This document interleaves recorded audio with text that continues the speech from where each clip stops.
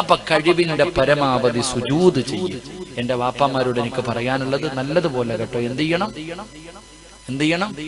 സുജൂദ് ചെയ്യണം. ഇപ്പൊ പള്ളി കയറിയാ കാണാം മരിച്ച വീട്ടിൽ ഇട്ടിരിക്കണ പോലെ 2 സഫ് കസേര. അള്ളാടെ പള്ളിക്കകത്ത് കയറിയ കാണാം 2 സഫ് കസേരകളിക്കുള്ളതാ. കസേര നിസ്കാരത്തിന്റെ കാലം ഇതൊക്കെ എറിഞ്ഞു പൊട്ടിക്കണം. അള്ളാഹു കാത്തുരക്ഷിക്കുമാറാകട്ടെ. നിസ്കാരം ശരിയാവോ? നിങ്ങൾ പഠിക്കു സഹോദര, പഠിക്ക്. നിന്റെ ചിലര് വിചാരിച്ചിരിക്കുന്നത് ഇരുന്ന് നിസ്കരിക്കണമെന്ന് പറഞ്ഞാൽ കസേരയിൽ നിസ്കരിക്കണമെന്നാണ്. ഇതാരാ പഠിപ്പിച്ചെന്ന്? എന്റെ പ്രിയപ്പെട്ടവരെ, കസേരയിലാണെന്ന് ആരാ പഠിപ്പിച്ചെന്ന്? എടാ, നിന്ന് നിസ്കരിക്കാൻ പറ്റാത്തവന് ഇരിക്കണമെന്നാ പറഞ്ഞ്. ഇരിക്കണം, തറയിലിരിക്കണമെന്നാ പറഞ്ഞേ. ഇന്ന് ഏതെങ്കിലും പള്ളിക്കകത്ത് ഏതെങ്കിലും ഒരു ഇൻസാൻ തറയിലിരുന്ന് നിസ്കരിക്കുന്ന കണ്ടിട്ടുണ്ടോ? ഇല്ല. എല്ലാം കസേരയില്ല. നേരത്തെ വന്ന് പിടിച്ചിട്ടിരിക്കുക. ഈ വാപ്പാടെ മുന്നിൽ 2000-ന്റെ 3 നോട്ടിട്ടിട്ട് എടുക്കാന്ന് പറഞ്ഞു എനിക്ക് ചാടി വീട്. അപ്പൊ കുനിയാൻ പറ്റൂല്ലേ? എന്റെ പ്രിയമുള്ളവരെ, മഹാനായ പാറന്നൂർ ഉസ്താദ്, അള്ളാഹു അവിടുത്തെ ദറജ ഉയർത്തി കൊടുക്കുമാറാകട്ടെ. ബഹുന്യനായ ഉസ്താദ് അവർകൾ ഇവിടുത്തെ സ്മരണിക നിങ്ങൾ എടുത്ത് വായിച്ചു നോക്ക്. ഉസ്താദിന്റെ മകൻ ഇവിടെ നിന്ന് പറയുന്നുണ്ട്, ബാക്കവി ഒരിക്കൽ പറഞ്ഞു, വീട്ടിലേക്ക് കയറി ചെല്ലുമ്പോൾ രോഗം പിടിച്ചു കിടക്കുന്ന സമയത്തും ഇങ്ങനെ കയറിൽ തൂങ്ങി നിന്നിട്ട് നിസ്കരിച്ച്. ഒരു കയറുണ്ട്, ചെല്ലുമ്പോ കാണാൻ വീട്ടില് ഒരു കയർ ഇങ്ങനെ കെട്ടിയിട്ടുണ്ട്. അമ്പുറത്തൊക്കെ പോകുമ്പോ കെട്ടിയിട്ടിരിക്കുന്ന ഒരു കയറ് കാണാം. ഇതിങ്ങനെ തൂങ്ങി നിന്നിട്ട് നിസ്കരിക്കും. മോനൊരിക്കൽ ചോദിച്ചു, വാപ്പ കസേരയിൽ നിസ്കരിച്ചൂടെ? നീ എവിടെയെങ്കിലും കണ്ടിട്ടുണ്ടോടാ മോനെ? ചോദിച്ച ചോദ്യം, കസേരയിൽ ഇരുന്നിട്ട് സുജൂദ് ചെയ്താൽ ശരിയാകുമെന്ന് നീ എവിടെയെങ്കിലും കിതാബിൽ കണ്ടിട്ടുണ്ടോന്നാ ചോദിച്ചത്. സാധാരണ ആളൊന്നുമല്ല. പറഞ്ഞു ആരെന്നറിയോ?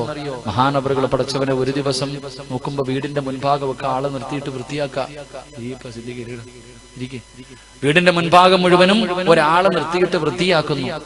അപ്പൊ മകൻ ചോദിച്ചു, എന്തേ വാപ്പ, കല്യാണം വല്ലതും ഉണ്ടോ? തമാശക്ക് കല്യാണം വല്ല? ഒന്നുമില്ല, അതൊക്കെ മനസ്സിലാവും. അന്ന് വൈകുന്നേരം സമയമായി. ഉസ്താദ് അവറുകൾ ഭാര്യയോട് പറഞ്ഞു, എന്നെ ഒന്ന് കുളിപ്പിക്കാൻ. എന്താ ഇന്ന് പ്രത്യേകിച്ച്? വേണമെങ്കിൽ കുളിപ്പിച്ചോ, ഇനി പറ്റൂല. കുളിപ്പിച്ചു. രണ്ടുപേരും കൂടെ ഒരുമിച്ചിരുന്നു ഭക്ഷണം കഴിച്ചു, ഒരുമിച്ച് നിസ്കരിച്ചു. എന്റെ പ്രിയപ്പെട്ടവരെ, പിറ്റേ ദിവസം മനസ്സിലായത് എന്തിനാ വീട് വൃത്തിയാക്കിയതെന്ന്. അള്ളാഹു അവിടുത്തെ ഖബറിടം വിശാലമാക്കി കൊടുക്കുമാറാകണം. അപ്പാ, നീ ചിന്തിക്ക്, സുജൂദിന്റെ പ്രതിഫലം അറിയുമോ? സുജൂദ് ചെയ്താൽ കിട്ടുന്ന പ്രതിഫലം അറിയുമോ? ഒരു മനുഷ്യൻ സുജൂദ് ചെയ്യുമ്പോൾ ആ മനുഷ്യൻ ചെയ്ത പാപം മുഴുവനും തലയുടെ മുകളിൽ വന്നിരിക്കും. സുജൂദിൽ കിടക്കുമ്പോ ഇല പൊഴിഞ്ഞു വീഴുന്നത് പോലെ പാപങ്ങൾ പൊഴിഞ്ഞു വീഴുമെന്ന് നബി മുഹമ്മദ് മുസ്തഫ.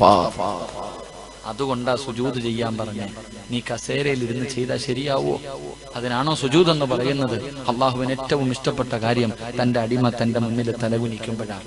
അതുകൊണ്ട് കഴിവിന്റെ പരമാവധി സുഖമില്ലാത്ത വാപ്പയോട് പറയുന്നു, നീ ഇരിക്ക്. ചിലപ്പോ കാല് നീട്ടിയാലേ ഇരിക്കാൻ പറ്റൂ. നീ ഇരുന്നോ? നീ വയ്യാത്തവനല്ലേ? കാലോ കയ്യോ നീട്ടി നീ ഇരുന്നോ? ഖിബ്ലയുടെ നേരെ ഇരുന്നാ മതിയല്ലോ. നിസ്കരിക്കു വാപ്പ. ഒരു സുജൂദെങ്കിലും തറയിൽ ചെയ്യ്. കസേരനൊക്കെ ഒന്ന് മാറ്. ഒന്ന് ശ്രമിച്ചു നോക്ക്, നിന്നെ കൊണ്ട് പറ്റുമോ എന്ന്. സുജൂദുകൾ അധികരിപ്പിക്ക്. അള്ളാഹു നമുക്ക് ഭാഗ്യം നൽകുമാറാകട്ടെ. എന്റെ പ്രിയമുള്ള സഹോദരങ്ങൾ, അൽഹംദുലില്ലാഹ് സമയം 11:30 5 കാര്യങ്ങൾ പറയണമെന്ന് ആഗ്രഹത്തോടു കൂടിയാ വന്നത്. പക്ഷേ സമയം അത് വല്ലാത്തതാ. ഇപ്പൊ 11:30 എന്റെ പ്രിയപ്പെട്ടവരെ, ഞാൻ നിർത്തുകയാ. എന്റെ പ്രിയപ്പെട്ട സഹോദരങ്ങളെ, ഇവർക്ക് വലിയൊരു ആഗ്രഹമുണ്ട്. ഇൻഷാ അല്ലാഹ് അള്ളാഹു ആയുസ് തന്ന അടുത്ത കൊല്ലം വല്ലം വയലുണ്ടെങ്കിൽ ഇതുപോലെ കൂടിയിട്ട് ബാക്കി 4 കാര്യം പഠിക്കാം. അള്ളാഹു ആയുസ് നൽകുമാറാകട്ടെ. എന്റെ പ്രിയപ്പെട്ടവരെ, ഞാൻ വന്നപ്പോൾ അവർ എന്റെ അടുക്കൽ ഒരു ആഗ്രഹം പറഞ്ഞു. എന്റെ അടുക്കൽ ഒരു വലിയൊരു പേപ്പർ കൊണ്ടുവന്ന് കാണിച്ചു. ഉസ്താദേ, ഒരു ബിൽഡിംഗ് പണിയണം. ഇവിടെ ഒരു വരുമാനമില്ല. എന്തെങ്കിലും ഒരു വരുമാനം. ഈ കടലിൽ പോയി ജീവിക്കുന്ന പാവങ്ങൾ, ഈ നാട്ടിലെ പാവപ്പെട്ടവർ, അവർ തരുന്നത് കൊണ്ടാണ് ഈ പള്ളിയും ഇതെല്ലാം നടന്നുകൊണ്ടിരിക്കുന്നത് ഉസ്താദേ. അതുകൊണ്ട് എന്തെങ്കിലും ഒരു വരുമാന മാർഗം വേണം. എന്റെ പ്രിയപ്പെട്ടവരെ, അവരുടെ മനസ്സിന്റെ ഉള്ളിൽ ഒരു ബിൽഡിംഗ് കെട്ടുക എന്ന വലിയൊരു ആഗ്രഹമാവുള്ളത്. എന്റെ പ്രിയപ്പെട്ടവരെ, നമ്മളെ കൊണ്ട് കഴിയുന്നത് നമ്മൾ കൊടുക്കും. വെറുതെ കൊടുക്കണ്ട, ആരും മോശിന് കൊടുക്കണ്ട. നിങ്ങൾ കഷ്ടപ്പെട്ട് സമ്പാദിച്ചതിൽ നിന്നൊരൽപ്പം അൽഹംദുലില്ലാഹ് നല്ല കാര്യങ്ങൾക്ക് വേണ്ടി കൊടുക്കൂ. അള്ളാഹു ഭാഗ്യം നൽകുമാറാകട്ടെ. അപ്പൊ ഇൻഷാ അല്ലാഹ് നിർത്തല്ലേ. 5 കാര്യത്തിൽ ഒരെണ്ണം പഠിച്ചു. നിങ്ങൾ ഇരിക്കുമെങ്കിൽ ഞാൻ ഒന്നുകൂടെ പറയും, ഇല്ലെങ്കിൽ ഞാൻ ദുആ ചെയ്യും. എന്തു വേണം? ഇരിക്കോ? എന്നാ കൈപൊക്കിക്ക്. കാരണം വാക്ക് പാലിക്കാത്തതിന്റെ പേരിൽ അള്ളാഹു ആദം നബിയെ സ്വർഗത്തിൽ നിന്ന് പുറത്താക്കി. ഞാൻ 11:30 നിർത്താന്ന് പറഞ്ഞാൽ നിർത്തണം, ഇല്ലെങ്കിൽ ഞാൻ പുറത്താ. അള്ളാഹു കാത്തിരിക്കുമാറാകട്ടെ. പറയണോ? വേണോ? അള്ളാഹു നമുക്ക് ഈമാൻ നൽകുമാറാകട്ടെ. മഹാനായ നബി മുഹമ്മദ് മുസ്തഫ സല്ലല്ലാഹു അലൈഹി വസല്ലമ തങ്ങൾ പറഞ്ഞു, എന്റെ കൂടെ നാളെ സ്വർഗത്തിൽ ഒരുമിച്ച് കൂടുന്ന രണ്ടാമത്തെ വിഭാഗം അന വഖാഫിൽ യതീമി ഫീ ജന്നതി ഹഖദ, യതീമിനെ സ്നേഹിക്കുന്നവർ, യതീമിനെ സഹായിക്കുന്നവർ നാളെ സ്വർഗത്തിൽ എന്റെ കൂടെയാണെന്ന് നബി മുഹമ്മദ് മുസ്തഫ സല്ലല്ലാഹു അലൈഹി വസല്ലമ തങ്ങൾ പറഞ്ഞു. യതീമിനെ സ്നേഹിക്കുക, യതീമിനെ സഹായിക്കുക, അതെന്താണെന്ന് മുത്തുനബിക്കറിയാം. കാരണം മുത്തുനബി യതീമായിരുന്നു. ഉപ്പാനെ കണ്ടില്ല, ഉമ്മയെ കാണുന്നതിന് മുമ്പേ ഉമ്മ പോയി, സ്നേഹിക്കാൻ കഴിഞ്ഞില്ല. തനിക്ക് താങ്ങും തണലുമായി നിന്ന് എല്ലാരും പോയി. അതിന്റെ വേദന മുത്തുനബിക്ക് അറിയുന്നത് കൊണ്ടാ പ്രവാചകൻ പറഞ്ഞു, ഹജ്ജ് ചെയ്തവന് ഞാൻ ഇങ്ങനെയെന്നല്ല പറഞ്ഞ്, സദക്ക ചെയ്തവന് ഞാൻ ഇങ്ങനെയെന്നല്ലെന്ന് പറഞ്ഞത്. മുത്തുനബി പറഞ്ഞു, യതീമിനെ സ്നേഹിച്ച അവൻ നാളെ സ്വർഗത്തിൽ എന്റെ കൂടെയാണെന്ന് ആദരവായ പ്രവാചകൻ നബി മുഹമ്മദ് മുസ്തഫ. എങ്കിൽ എന്റെ പ്രിയപ്പെട്ടവരെ, നമ്മളിൽ എത്ര പേർക്ക് യതീമിനെ അറിയാം? യതീമിനെ അറിയണമെങ്കിൽ വീടിന്റെ മുന്നിൽ പിരിവിന് വരണം, പള്ളിയുടെ മുന്നിൽ പിരിവിന് വരണം, അപ്പ അറിയാം. അല്ലെങ്കിൽ പിന്നെ യതീമിനെ അറിയണമെങ്കിൽ പത്രത്തിൽ ഫോട്ടോ വരണം. അത് തന്നെ യതീമുമായിട്ടുള്ള ബന്ധം നമുക്ക് അങ്ങനെ. നമ്മുടെ കുടുംബത്തിൽ തന്നെ എത്രയോ യതീമായ മക്കളുണ്ട്, അറിയില്ല, തിരിഞ്ഞു നോക്കില്ലല്ലോ. എടാ, സ്വന്തം സഹോദരന്റെ മക്കൾ കിടക്കുന്നുണ്ടല്ലോ, തിരിഞ്ഞു നോക്കൂല. സഹോദര, യതീം നിന്റെ വീട് തേടി വരേണ്ടവനല്ല, നീ അവന്റെ വീട് തേടി പോകേണ്ടവനാ. അള്ളാഹു നമുക്ക് ഈമാൻ തരുമാറാകട്ടെ. യതീമുള്ള ഈ നാട്ടിൽ, ഈ കൊല്ലത്തില് എവിടെയാണ് യതീമിന്റെ വീടുള്ളത് എന്ന് തെരഞ്ഞിട്ട് നീ പോണം. അതാ യതീമിന്റെ മഹത്വം. ഒരു യതീമിന്റെ മഹത്വം അറിഞ്ഞിരുന്നെങ്കിൽ നീയും പെണ്ണും പിള്ളയും കൂടെ തേടിപ്പോയാനെ. അള്ളാഹു ഈമാൻ തരുമാറാകട്ടെ. യതീമിന്റെ മഹത്വം പഠിപ്പിച്ചരട്ടെ. ഒരെണ്ണം, ഒരു യതീമായ ഒരു കുട്ടിയുടെ മഹത്വം ഞാൻ പഠിപ്പിക്കാം. എന്റെ പ്രിയമുള്ള സഹോദരങ്ങളെ, ഞാനും നിങ്ങളും ജീവിതത്തിൽ ഒരുപാട് പാപം ചെയ്തവരാ. പാപം ചെയ്യാത്ത ആരുമില്ല. കടലിന്റെ തിരമാലകളോളം പാപം ചെയ്തവരാ ഞാനും നിങ്ങളും. എവിടെ കൊണ്ട് കഴുകാൻ വെച്ചിരിക്കുകയാ? ഈ പാപങ്ങൾ മുഴുവനും എവിടെ കൊണ്ട് കഴുകാൻ വെച്ചിരിക്കുകയാ? കഴുകാനുള്ള ഒരു എളുപ്പവഴി സ്വർഗത്തിൽ നിന്ന് കൊണ്ടുവന്ന ഹജറുൽ അസ്വദ് എന്ന് പറയുന്ന ഒരു കല്ലുണ്ട്. ആ കല്ലിൽ ആരെങ്കിലും മുത്തം വെച്ചാൽ അവൻ ചെയ്ത പാപം അല്ലാഹു പുറത്തു കൊടുക്കുമെന്ന് ആദരവായ പ്രവാചകൻ നബി മുഹമ്മദ് മുസ്തഫ സല്ലല്ലാഹു അലൈഹി വസല്ലം. ഏത് കല്ല് മുത്തിയ? ഏത് കല്ല് മുത്തിയ? സ്വർഗത്തിൽ നിന്ന് കൊണ്ടുവന്ന ഹജറുൽ അസ്വദ് മുത്തിയ. ഇത് മുത്തണമെങ്കിൽ എവിടെ പോണം? എവിടെ പോണം? ഉറക്കെ പറ, എവിടെ പോണം? മക്കത്ത് പോയാ മുത്താൻ പറ്റൂന്ന് ആരാ പറഞ്ഞേ? പരിശുദ്ധമായ കഅബാലയത്തിൽ പോയാൽ ഈ കല്ല് മുത്താൻ പറ്റുമോ? ഇതുപോലെ വെറുതെ ഇട്ടേക്ക് വേണോ ഓടിപ്പോയി മുത്താൻ? അല്ലല്ലോ. ആ സ്വർഗത്തിൽ നിന്ന് കൊണ്ടുവന്ന കല്ലിലേക്ക് നിന്റെ ചുണ്ട് ചേർത്ത് വെക്കണമെങ്കിൽ അതിന് അല്ലാഹ് ഇഷ്ടപ്പെടണം. അള്ളാഹു ആ കൂട്ടത്തിൽ നമ്മളെ പെടുത്തുമാറാകട്ടെ. അള്ളാഹു ആ കൂട്ടത്തിൽ നമ്മളെ പെടുത്തുമാറാകട്ടെ. ഹജ്ജിന് പോകാൻ ആഗ്രഹമുള്ളവരൊക്കെ ഒന്ന് കൈവക്കിക്കേ. അൽഹംദുലില്ലാഹ്. കുറച്ചു പേരുടെ കൈ പൊങ്ങുന്നില്ല, പോട്ടെ. അല്ലാഹുവേ, ആരെല്ലാം ഇവിടെ ഇരുന്ന് കൈപൊക്കിയോ ഇവരെ മുഴുവനും മരിക്കുന്നതിന് മുമ്പ് നീ അവിടെ എത്തിക്കണേ അല്ലാഹ്. ആരൊക്കെ ഈ സദസ്സിലിരുന്ന് ഹജ്ജിന് പോകണമെന്ന ആഗ്രഹത്തോടെ കൈപൊക്കിയിട്ടുണ്ടോ അവരെ മുഴുവനും നീ അവിടെ എത്തിക്കണേ തമ്പുരാനെ. കൈപൊക്കാത്തവരുടെ കാര്യം എനിക്കറിയില്ല തമ്പുരാനെ. അത് തന്നെ. ഞാൻ ഹജ്ജിന് പോകാൻ താല്പര്യമുണ്ടോന്ന് ചോദിച്ചപ്പം കൈപൊക്കാത്തവരൊക്കെ ഹജ്ജിന് പോയിട്ടുണ്ടാകും. അതാ എങ്കിലും അപ്പ ഹജ്ജിന് പോയവർക്ക് പിന്നെയും പോണോന്നല്ലേ ആഗ്രഹം? അങ്ങനല്ലേപ്പാ? ഹജ്ജ് ചെയ്ത ആൾക്ക് പിന്നെയും പോണോന്നല്ലേ ആഗ്രഹം ഉണ്ടാവുക? കൈപൊക്കാത്ത ഏത് കൂട്ടത്തിലാ? ഓൻ എങ്ങോട്ട് പോകാനിരിക്കുന്നു? അള്ളാഹു കാത്തിരിക്കുമാറാകട്ടെ. പറയാ മനുഷ്യന്മാര്, ഹജ്ജിന് പോകണമെങ്കിൽ പൈസ വേണോപ്പാ? ഹജ്ജിന് പോകണമെങ്കിൽ പൈസ വേണോ? നിങ്ങൾ പറ, വേണോ വേണ്ടേ? വേണം. ഹജ്ജിന് പോകണമെങ്കിൽ ഹജ്ജിന് പോയിട്ടുള്ളവരൊക്കെ ഒന്ന് കൈപൊക്കി. ബാക്കിയുള്ളവരുടെ ആരുടെയും കയ്യിൽ പൈസ ഇല്ലാത്തോണ്ടാ പോകാത്തേട്ടാ. ഈ ഇരിക്കണ ആയിരക്കണക്കിന് ആണും പെണ്ണുണ്ട്. സ്വന്തം നെഞ്ചത്ത് കൈവച്ചിട്ട് നീ ചോദിക്ക്, നിന്റെ കയ്യിൽ പൈസ ഇല്ലാത്തത് കൊണ്ടാണോ ഹജ്ജിന് പോകാത്തെ? വീടിന്റെ അലമാരിക്കകത്ത് വെച്ചിരിക്കുന്നതിന്റെ പകുതി വിറ്റാ മതി ആമിന, പോയിട്ട് വരാം. നിന്റെ വീടിന്റെ മതില് കെട്ടിയ പൈസ മതി ഹജ്ജിന് പോകാൻ. എന്തേ പോകാത്തെ? പൈസ ഇല്ലാഞ്ഞിട്ടാ? പൈസ ഇല്ലാഞ്ഞിട്ടാ? എടാ, എത്ര പേര് ആലോചിച്ചു. അപ്പൊ പൈസ ഉണ്ടെങ്കിൽ ഹജ്ജിന് പോകാൻ പറ്റുമോ? പറ്റൂല. 1,24,000 പരം വരുന്ന അമ്പിയ മുർസലീങ്ങൾ, പ്രവാചകന്മാർ, അവര് കാലുകുത്തിയ ആ കഅബാലയത്തിന്റെ മത്താഫിൽ നിന്റെ കാലുകുത്തണമെങ്കിൽ അല്ലാഹ് കരുണ ചെയ്യണമെന്ന് നബി മുഹമ്മദ് മുസ്തഫ. അള്ളാഹു കരുണ ചെയ്തവർക്കേ പോകാൻ പറ്റൂ. പൈസ ഉണ്ടായിട്ടും പലരും പോയില്ല. ചെരുപ്പ് കുത്തി പോയിട്ട് വന്നപ്പോ ചെരുപ്പ് പിരിവിന് നടന്നു പോയിട്ട് വന്നു ഹജ്ജിന്. യതീമായവര് പോയിട്ട് വന്നു. എന്തേ നിനക്ക് പറ്റാത്ത? അപ്പൊ ഞാൻ പറഞ്ഞു വന്നത്, ഹജ്ജിന് പോകണമെങ്കിൽ പൈസ വേണ്ട എന്ന് ഞാൻ പറയുന്നില്ല. പൈസ ഉള്ളവനാണ് ഹജ്ജിന് പോകേണ്ടത്. പക്ഷെ ഹജ്ജിന് പോകണമെങ്കിൽ പൈസയെക്കാളും മുകളിൽ വേണ്ടത് പോകാനുള്ള ഒരു ആഗ്രഹമാണ്. ആഗ്രഹം ഉണ്ടെങ്കിൽ അള്ളാഹ് അവിടെ എത്തിക്കത്തുള്ളൂ. അള്ളാഹു ആ ആഗ്രഹം നൽകി അനുഗ്രഹിക്കുമാറാകട്ടെ. ഇനി പറ, പോണോ? കൈവക്ക്, രണ്ടും പൊക്കോ. അത്താമാരൊക്കെ അൽഹംദുലില്ലാ. അപ്പൊ ആമിനാത്ത ചോദിക്കും, സിറാജ് വാടക വീട്ടിലാ കിടക്കണേ, 1 മാസത്തെ വാടക കൊടുക്കാൻ വേണ്ടി പെടാ പാടാ. ഞാനിപ്പോ എപ്പോഴാ ഹജ്ജിന് പോവായില്ലേ? നിങ്ങൾക്ക് ആർക്കെങ്കിലും ഹജ്ജിന് പോകണോ? ഒരു എളുപ്പ വഴി പറഞ്ഞു തരാം. ഒരു ദിക്ർ ഞാൻ പറഞ്ഞു തരാം. ഒരു ചെറിയ ദിക്ർ, എല്ലാവർക്കും അറിയുന്ന ഒരു ചെറിയ ദിക്ർ. 100 വട്ടം ഒന്നും പറയണ്ട. എല്ലാ ദിവസവും ഒരു പ്രാവശ്യം പറഞ്ഞാൽ പണമുണ്ടോ ഇല്ലേ, അള്ളാഹ് മരിക്കുന്നതിന് മുമ്പ് നിന്നെ അവിടെ എത്തിക്കുമെന്ന് നബി മുഹമ്മദ് മുസ്തഫ. ഞാനൊരു ദിക്ർ പറഞ്ഞു തരാം. ഇത് ഇന്നു മുതൽ അങ്ങ് തുടങ്ങിക്കോ. മരിക്കുന്നതിന് മുമ്പ് അള്ളാഹ് അവിടെ നിന്നെ കൊണ്ടുപോകും. അള്ളാഹു ഭാഗ്യം തരുമാറാകട്ടെ. അപ്പൊ പറഞ്ഞുകൂടെ? ഒരു ദിക്ർ പറഞ്ഞു തരട്ടെ? അതെങ്കിലും പറയാൻ മനസ്സുണ്ടോ? വേണോ? വേണ്ടേ? ഒന്ന് കൈവക്കി പാസ്സാക്കിക്കേ. 12:30 വരെ അവിടെ ഇരിക്കേ. ഞാൻ പറഞ്ഞുതരാം. അവസാനം ഹജ്ജിന് പോകണം ഉസ്താദ്, എന്റെ വീട് മതി, എനിക്ക് അള്ളാഹുടെ വീട് വേണ്ട. വേണ്ട, ഇരുന്ന് പൊക്കും. ആ ദിക്ർ കേൾക്കണമെങ്കിൽ അവസാനം വരെ ഇരിക്കും. ഞാൻ പറഞ്ഞത് ഹജറുൽ അസ്വദ് മുത്തിയാൽ പാപം പൊറുക്കും. അത് മുത്തണമെങ്കിൽ മക്കത്ത് പോകണം. അവിടെ പോകാൻ മുത്താനും പറ്റൂല. പിന്നെ വല്ല എളുപ്പ വഴിയുണ്ടോ നോക്കാം. എന്റെ പ്രിയമുള്ളവരെ, ജീവിതത്തിൽ ചെയ്തു കൂട്ടിയ പാപങ്ങൾ മുഴുവനും പൊറുക്കാനുള്ള ഒരു എളുപ്പ വഴി പറഞ്ഞു തരാം. നാളെ രാവിലെ പടച്ചവനെ ഭാര്യയും ഭർത്താവും ഇന്ന് വീട്ടിൽ പോയിരുന്നിട്ട് ചർച്ചയാണ്. ഇക്കാ, എവിടെയാണ് യതീമുള്ളത്?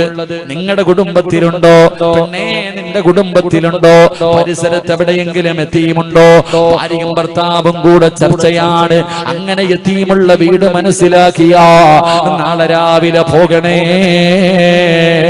ഭാര്യയും ഭർത്താവും കൂടെ ഈ നാട്ടിലെ യതീമായ മക്കളുള്ള വീട്ടിലേക്ക് കടന്നു ചെല്ലണം. എന്നിട്ട് യതീമായ മക്കളെ കണ്ടാൽ അവരടുത്തേക്ക് വിളിച്ചിട്ട്, മോനെ, വാപ്പ മരിച്ചു പോയാലും നീ ഭയപ്പെടണ്ട, ഞങ്ങളുണ്ടല്ലോ മോനെ, നിനക്ക് ഞങ്ങളുണ്ടല്ലോ മോനെ എന്ന് പറഞ്ഞുകൊണ്ട് സ്നേഹത്തോട് അല്ലാഹുവിന്റെ തൃപ്തി മാത്രം കരുതിയിട്ട് യതീമിന്റെ തലയിൽ കൈവച്ച് തടകണേ. യതീമിന്റെ തലയിൽ കൈവച്ച് തടകണേ. എന്റെ പ്രതിഫലമെന്നറിയുമോ? എന്റെ പ്രതിഫലമെന്നറിയുമോ? യതീമിന്റെ തലയിൽ കൈവച്ച് തടകിയ ആ മോന്റെ തലയിൽ നിന്ന്, ആ കുഞ്ഞിന്റെ തലയില് എത്ര രോമങ്ങൾ നിന്റെ കയ്യിൽ തൊടുന്നുണ്ടോ അത്രയും പാപം അല്ലാഹു പുറത്തു തരുമെന്ന് ആദരവായ പ്രവാചകൻ നബി മുഹമ്മദ് മുസ്തഫ. യതീമായ മക്കളുടെ തലയിൽ കൈവച്ചിട്ട് ഇങ്ങനെ തടകണം. എത്ര രോമം കൊള്ളുന്നുണ്ടോ അത്രയും രോമം കൊള്ളുന്നതിനനുസരിച്ച് അല്ലാഹ് നീ ചെയ്ത പാപം പുറത്തു തരുമെന്ന് നബി മുഹമ്മദ് മുസ്തഫ. അപ്പൊ നാളെ രാവിലെ യതീമിന്റെ വീട് തേടിയിട്ട് പോ. യതീമിനെ സ്നേഹിക്ക്, യതീമിനെ സഹായിക്ക്, യതീമിനെ ചുംബിക്ക്. യതീമിനെ സ്നേഹിച്ചാൽ നാളെ മുത്ത് നബിയുടെ കൂടെ സ്വർഗത്തിൽ ഒരുമിച്ച് കൂടാം. അള്ളാഹു ഭാഗ്യം തരുമാറാകട്ടെ. പക്ഷെ നമ്മളിൽ പലർക്കും ഇതറിയാം, നമുക്കിതിന്റെ മഹത്വമൊക്കെ അറിയാം. എന്നാലും തിരിഞ്ഞു നോക്കൂല, എന്നാലും പരിഗണിക്കൂല, എന്നാലും സഹായിക്കില്ല. പക്ഷെ ആർക്കറിയാമായിരുന്നു? അള്ളാഹുവിന്റെ പ്രവാചകന്റെ സഹാബത്തിന് അറിയാമായിരുന്നു യതീമിന്റെ വില, യതീമിന്റെ മഹത്വം സഹാബത്തിന് അറിയാമായിരുന്നു. അള്ളാഹുവെ പടച്ചവനെ, ഒരിക്കൽ അള്ളാഹുവിന്റെ പ്രവാചകൻ സല്ലല്ലാഹു അലൈഹി വസല്ലമ തങ്ങൾ, കേട്ടോ എല്ലാരും കേട്ടോ, പെങ്ങന്മാരൊക്കെ കേട്ടോ ഒരു ചരിത്രം. അള്ളാഹുവിന്റെ പ്രവാചകൻ സല്ലല്ലാഹു അലൈഹി വസല്ലമ തങ്ങൾ മുഅ്തത്തി യുദ്ധത്തിന് പോകാനുള്ള സഹാബത്തിനെ തെരഞ്ഞെടുത്തു. ഒരു യുദ്ധത്തിന് പോകാനുള്ള സഹാബത്തിനെ തെരഞ്ഞെടുത്തു. എന്നിട്ട് 3 സഹാബികളെ പിടിച്ചു മുന്നിൽ നിർത്തി നേതാക്കന്മാരായിട്ട്. എന്നിട്ട് അല്ലാഹുവിന്റെ റസൂൽ സല്ലല്ലാഹു അലൈഹി വസല്ലമ തങ്ങൾ ഒന്നാമത്തെ സ്വഹാബിയോട് പറഞ്ഞു, നീയാണ് യുദ്ധം നയിക്കേണ്ടത്. ആദ്യം നിനക്കെന്തെങ്കിലും സംഭവിച്ചാൽ 2 നീ, നിനക്കെന്തെങ്കിലും സംഭവിച്ചാൽ 3 നീ, നിനക്കെന്തെങ്കിലും സംഭവിച്ചാൽ സഹാബത്തെ നിങ്ങളിൽ ആരെങ്കിലും. ഈ പറഞ്ഞതിന്റെ അർത്ഥം എന്താ? ഒന്നാമത് നീ, രണ്ടാമത് നീ, മൂന്നാമത് നീ. മരിക്കുന്ന പറഞ്ഞേ. യുദ്ധത്തിന് മുമ്പ് തന്നെ മരണം പറഞ്ഞു. എന്നിട്ട് പറഞ്ഞു, പോയി ഒരുങ്ങിട്ട് വരാൻ. എല്ലാം കൂടെ വീട്ടിൽ പോയി. സഹാബത്ത് മുഴുവനും വീട്ടിലേക്ക് പോകുമ്പോ ഈ 3 നേതാക്കന്മാർ രണ്ടാമത് നിന്നത് മഹാനായ ജൗഫർ റളിയല്ലാഹു തആല. ഈ ചങ്ങാതി ഓടിയ തുള്ളിച്ചാടിയിട്ട പോവാ വീട്ടിലേക്ക്. നമുക്ക് അങ്ങനെ തുള്ളിച്ചാടണമെങ്കിൽ ചാകര വല്ലതും കിട്ടണം. അല്ലാഹുവേ, ഈ സഹാബി തുള്ളിച്ചാടിയിട്ട് വീട്ടിൽ പോവാ. അള്ളാഹുവെ തന്റെ പ്രിയപ്പെട്ട ഭാര്യ അസ്മാ റളിയല്ലാഹു തആല അൻഹ വീടിന്റെ കവാടത്തിൽ ഇങ്ങനെ കാത്തു നിൽക്കുക. അള്ളാഹു നമ്മുടെ ഭാര്യമാരെ അങ്ങനെ ആക്കി തരുമാറാകട്ടെ. സ്വപ്നം കാണാനേ പറ്റൂ. സാലിഹത്തായ ഭാര്യ ഭർത്താവിനെ കാത്ത് എവിടെ നിൽക്കും? വീടിന്റെ മുന്നിൽ. 9 മണിക്ക് വരുന്ന ഭർത്താവിനെ കണ്ടില്ലെങ്കിൽ സാലിഹത്തായ ഭാര്യ, പണ്ടത്തെ പെണ്ണുങ്ങൾ വീടിന്റെ മുന്നിൽ കാത്തു നിൽക്കും, ഭക്ഷണം കഴിക്കാറില്ല. ഭർത്താവ് കഴിച്ചിട്ട് എഴുന്നേറ്റ് കഴിഞ്ഞാൽ അതേ പാത്രത്തിൽ തിന്നും. ഇന്ന് ഭർത്താവ് വരുന്നതിന് മുമ്പേ തിന്നിട്ട് ഉറങ്ങിയിട്ടുണ്ടാകും. അതാവസ്ഥ. അള്ളാഹു നമ്മുടെ ഭാര്യമാരെ സാലിഹത്താക്കുമാറാകട്ടെ. ഉള്ളതല്ലേ ഞാൻ പറഞ്ഞേ. എവിടാ പാലിശിക്ക്? പണ്ടത്തെ പെണ്ണുങ്ങള് ഇങ്ങനെ നിൽക്കും. ഇക്ക വന്നു കഴിഞ്ഞാൽ ഭക്ഷണം വിളമ്പി കൊടുക്കും, ചിരിക്കണം മുഖത്തോടെ സ്വീകരിക്കും. ഭക്ഷണം കഴിച്ചിട്ട് ഇക്ക എഴുന്നേറ്റതിന് ശേഷം അവിടെ പോയിരുന്ന അതേ പാത്രത്തിൽ തിന്നും. അതാ പെങ്ങളെ നബി സല്ലല്ലാഹു അലൈഹി വസല്ലമ തങ്ങള് ആയിഷ ബീബി റളിയല്ലാഹു തആല അൻഹ നബിയും കൂടി ഇരിക്കുമ്പോൾ ഒരാള് പാല് കൊണ്ടുവന്ന് കൊടുത്തു. മുത്തുനബി കുടിച്ചില്ല, ആയിഷ ബീവിക്ക് കൊടുത്തു. ആദ്യം ഭാര്യയ്ക്കാ കൊടുക്കണ്ട കുടിക്കാൻ. മുത്തുനബി ആദ്യം ആയിഷ ബീവിക്ക് കൊടുത്തു. ആയിഷ കുടിച്ചു, എല്ലാം കുടിച്ചു, കുറച്ചു കുടിച്ചു. മദീന നബിയെ കുടിക്കുന്നു, വയറ് നിറച്ച് കുടിച്ചു ഇങ്ങോട്ട് കൊടുത്തു.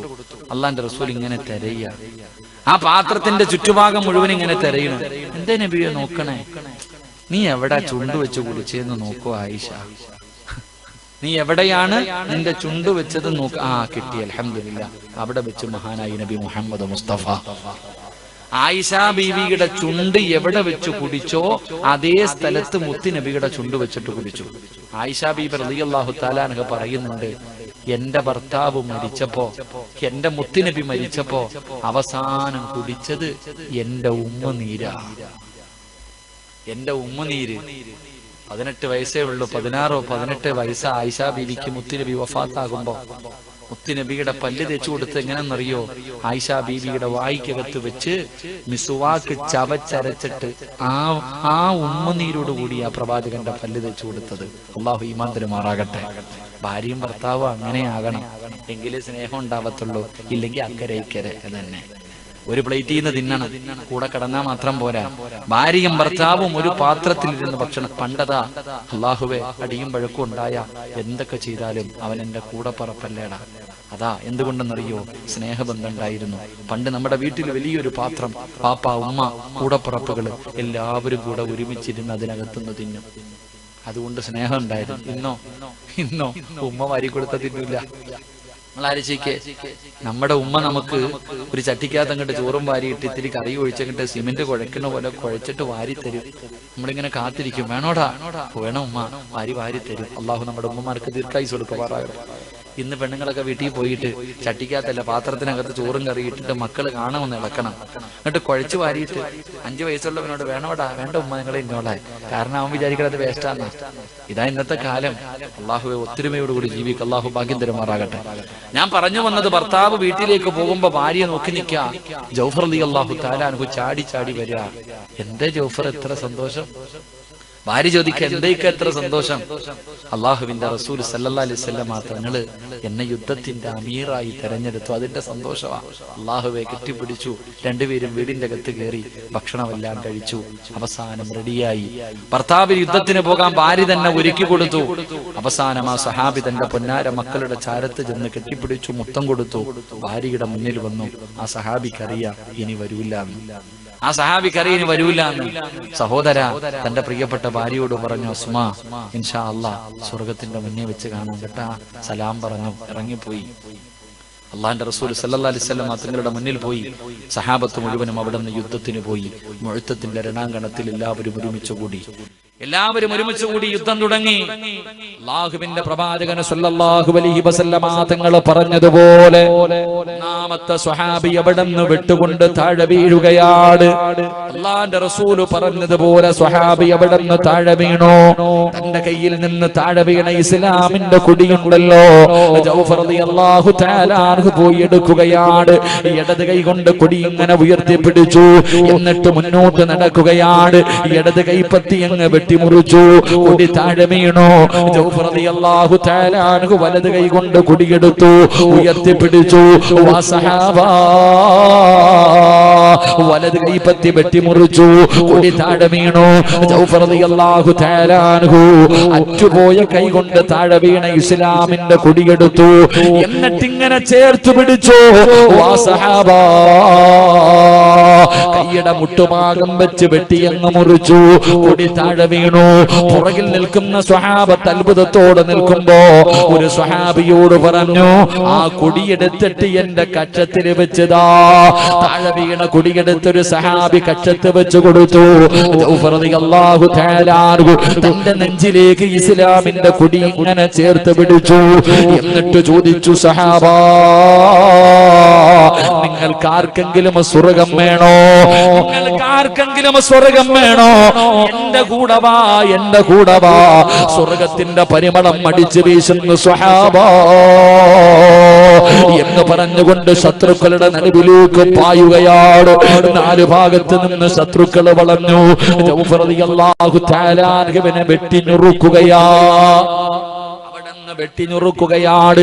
ജൗഫർ തങ്ങളെ യുദ്ധക്കളത്തിൽ പിടഞ്ഞു വീണു. അല്ലാഹുവേ, മുത്തുനബി യുദ്ധത്തിന് പോയില്ല. അല്ലാഹുവിന്റെ പ്രവാചകന് പങ്കെടുക്കാത്ത യുദ്ധമാണ് മുഅ്തത്തി യുദ്ധം. അല്ലാഹുവിന്റെ റസൂൽ പള്ളിയിലേക്ക് കടന്നു വന്നു. നമസ്കാരം കഴിഞ്ഞു. സഹാബത്തിന്റെ എതിരെ തിരിഞ്ഞിരുന്നു. എന്നിട്ട് അല്ലാഹുവിന്റെ റസൂൽ പറഞ്ഞു, സഹാബത്തേ, എന്റെ ജൗഫർ ഷഹീദായി സഹാബ, എന്റെ ജൗഫർ ഷഹീദായി സഹാബ. അല്ലാഹുവിന്റെ റസൂൽ അവിടെന്ന് പറയുമ്പോ പ്രവാചകൻ പറഞ്ഞു, ജൗഫർ ഷഹീദായി.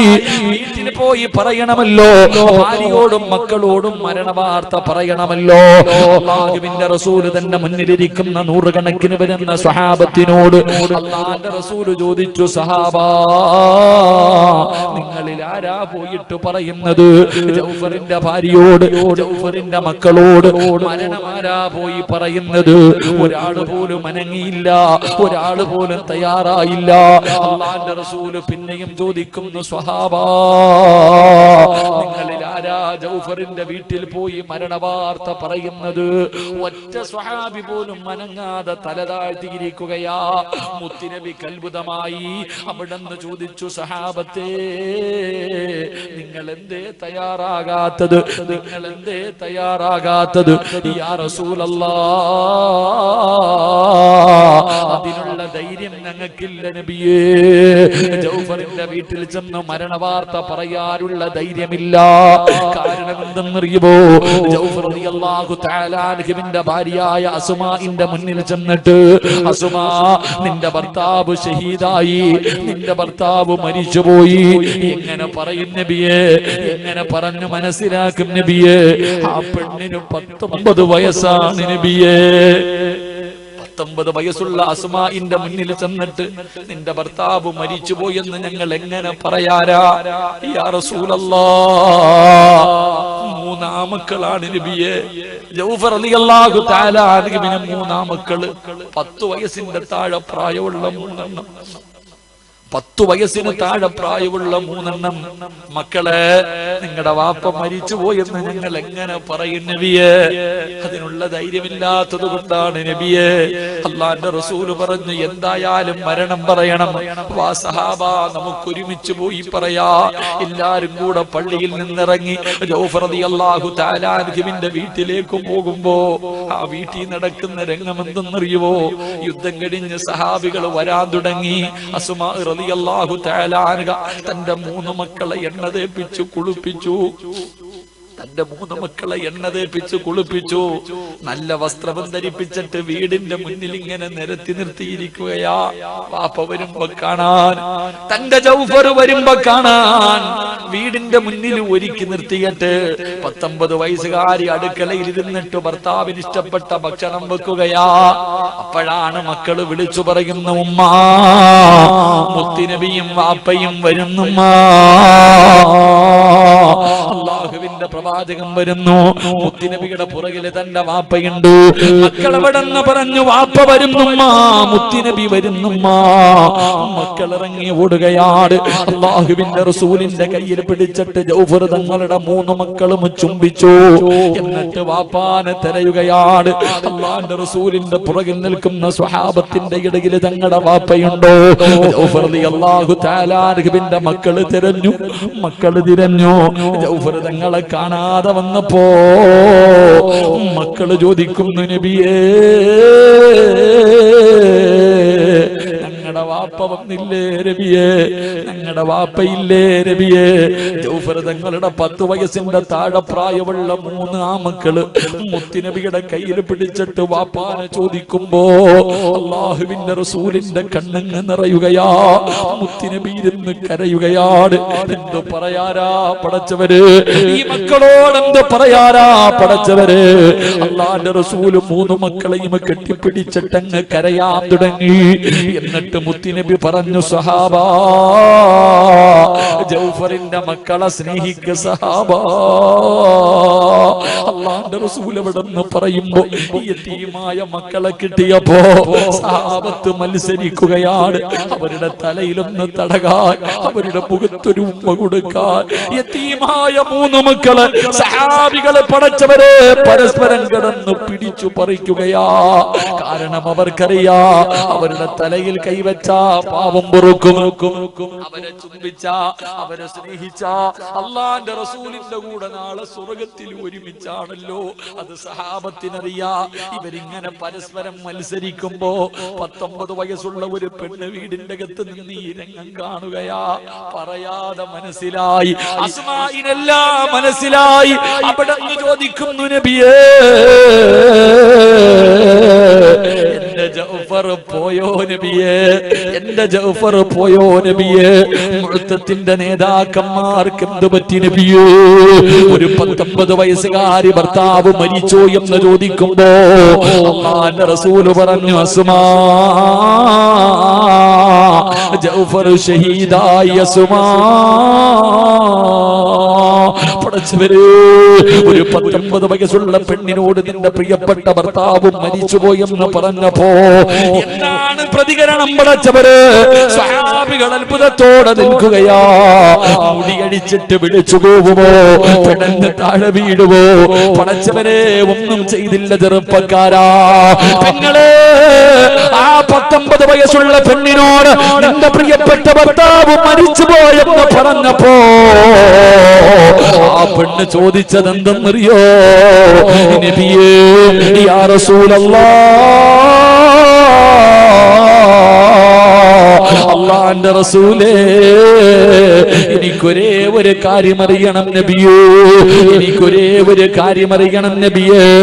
എന്തേ അസ്മാ, എന്തേ അസ്മാ, എന്റെ ജൗഫർ മരിച്ചത് നോമ്പുകാരനായിട്ടാണോ നബിയേ?